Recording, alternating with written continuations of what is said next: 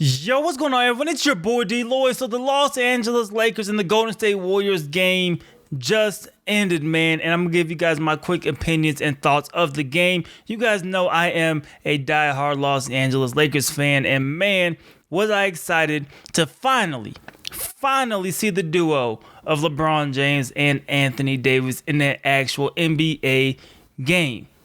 And they did not disappoint. The Lakers ended up winning 123-101. Of course, Anthony Davis, LeBron James, Steph Curry, they only played in the first half. But in the first half, specifically the first quarter, the Los Angeles Lakers looked very, very good. Now, Anthony Davis finished with 22 points. He had 10 rebounds, and he played 18 minutes. LeBron James also playing 18 minutes, had 15 points and 8 assists. LeBron James got the start at point guard. You guys seen the video I made the other day talking about that lineup and how they were definitely considering putting LeBron James at point guard? They did that. Now, the lineup that I said was probably going to happen didn't 100% happen. It was very, very close, though. Instead of KCP, they started Danny Green. Instead of Dwight Howard, it was JaVale McGee. And they all looked good as a unit. And something you can see right away from the Lakers' performance is that they look like a team that has played with each other before. And that is something that you don't see. It's somewhat of a rarity when you have a roster that has this much turnover, right? You would expect those miscommunication plays. Granted, they did have some miscommunication, but most of it happened on the defensive side of the end and not really on the offensive side of the end. Anthony Davis and LeBron James, they knew exactly where each other was going to be on the court. They had that chemistry going off the jump. LeBron James as a facilitator, man, it's going to be scary, man. He had 5 assists in the first quarter. He was trying to get not only Anthony Davis involved, he was looking for Danny Green constantly, trying to really get everybody touches, everybody involved in the game. And then when Anthony Davis left, LeBron James then had the energy to become a scorer. And you see him now playing off the ball with Rondo handling the ball. And LeBron James was able to get most of his points without Anthony Davis on the court. That is definitely a scary thing for opposing teams. And I really, really liked it. Now, breaking down Anthony Davis, one thing that he didn't do great, or LeBron James, well, 2 things they didn't do great if I had to be, picky as to the game. Free throw shooting did not look that great. Yes, they shot okay, but 63% from the free throw line as a team, you're leaving a lot of points out there. In a game where you won by 22, you still want to knock down more than 63% of your three-point shots. And then shooting from 3. Between those two specifically, Troy Daniels looked okay to me. Didn't look the greatest, but, he looked okay. Danny Green, 2 for 5 from the three-point line. But you expect Danny Green to still give you around that 45% once the season's over with. So you're not really worried about that. But LeBron James, 0 for 2. Anthony Davis, 0 for 3. Anthony Davis misses. They didn't really look that close. But hopefully, Russ, first game, everything can kind of gel together from that end. I definitely like Rajon Rondo. He came off the bench. Him and Anthony Davis's chemistry definitely carried over from the Pelicans days. They had it right off the bat. You've seen Rondo throw a nice lob up to Anthony Davis. Dwight Howard, he looked at first a little out of place, a little lost. He came off of the bench, so he didn't get in until I think around the 4 or 5 minute mark in the first quarter is when he checked in the game. And he looked cold. You've seen him, blowing on his hands a lot, trying to warm himself up, but he looked out of place. When you watch him, he didn't know what side of the block he should really be on, especially with Anthony Davis on the court. It looked like they were kind of fighting for position down low. Who's going to be on this side? Who's going to get high post?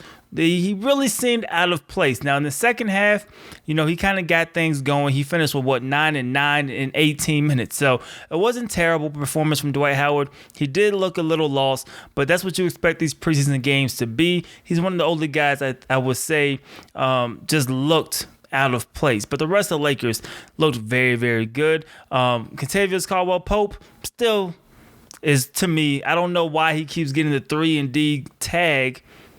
He struggles shooting the ball from the three-point line at times. Didn't knock down one today. That shows. A fan favorite, Alex Caruso, looked good. Had, 10 and 6 in this game. A couple of nice plays as well. A couple of hockey assists as well that don't count in the box score. Alex Caruso, he looked very, very good. Avery Bradley getting early foul trouble, but him picking up on Steph Curry, playing defense. You've seen the tenacity out there. Things look good. Look very, very promising. No Quinn Cook. He's still nursing an injury. He should be just fine. Then, of course, no Kyle Kuzma. We don't know exactly the timetable. We're hoping Kuzma can be back for the regular season, but we don't know what the timetable is on that. As for the Golden State Warriors, didn't really see anything that stood out to me in terms of guys who just, 100% impressed me. Now, Jordan Poole, the rookie, came off the bench.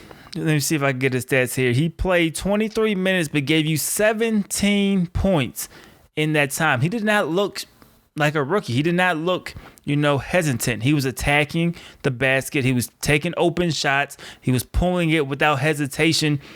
He looked good, man. He definitely looked good, and he looks like he fits in that system. So I like Jordan Poole. We'll see if it's just a one-game thing when the Warriors play the next preseason game, but he looked very, very good. Steph Curry, he's Steph, man. He pulled up from the Chase Center logo for the first shot of the game. He airballed it, laughed it off, then came back and finished with 18 points. Only 1 from 5 from three-point line. Steph is going to be just fine. D'Angelo Russell struggled. I would say with D'Angelo Russell, I don't love the pairing. At least as of right now, they haven't convinced me. I wasn't in love with it when they got D'Angelo Russell. And then my first time seeing it, I was not in love with the pairing. Now, I do like it because their minutes are staggered. One of them are going to be on the court at all times. Having D'Angelo Russell as the primary ball handler when Stephen Curry isn't in the game, I do like that. But them together, of course, is the first preseason game, so you don't want to think too much into it. Hopefully, they can get things together. I still think the Golden State Warriors are going to be a team to be reckoned with in that Western Conference. But D'Angelo Russell, to me, did not look that great tonight at all. Draymond Green didn't get any points, but had a couple assists, couple of rebounds. He looked like Draymond Green. So there's not really much else to take from the Golden State Warriors other than what we pretty much already know. You're going to need Klay Thompson back at some point. You don't have the best depth in the world, but you have shooters and guys who can come out here and knock down the three. They struggled a little bit tonight, but, I'm not assuming Steph is going to make just one three-pointer every single night. So that's basically my recap on the game. Golden State, I think they're going to be just fine. The Lakers, they looked very, very good. We will see, though, what happens. They're going to China for the next, I believe, 2 preseason games. We'll see what they do there.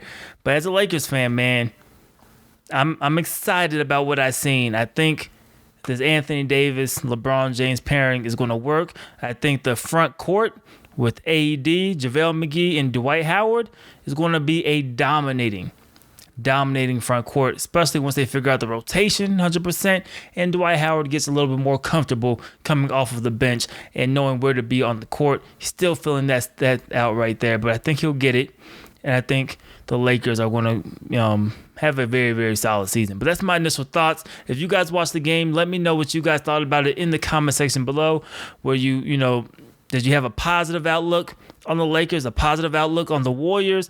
What could be improved? What concerned you? Let me know all of that in the comment section below. It's your boy DLloyd. I'm going to see y'all next time. Peace.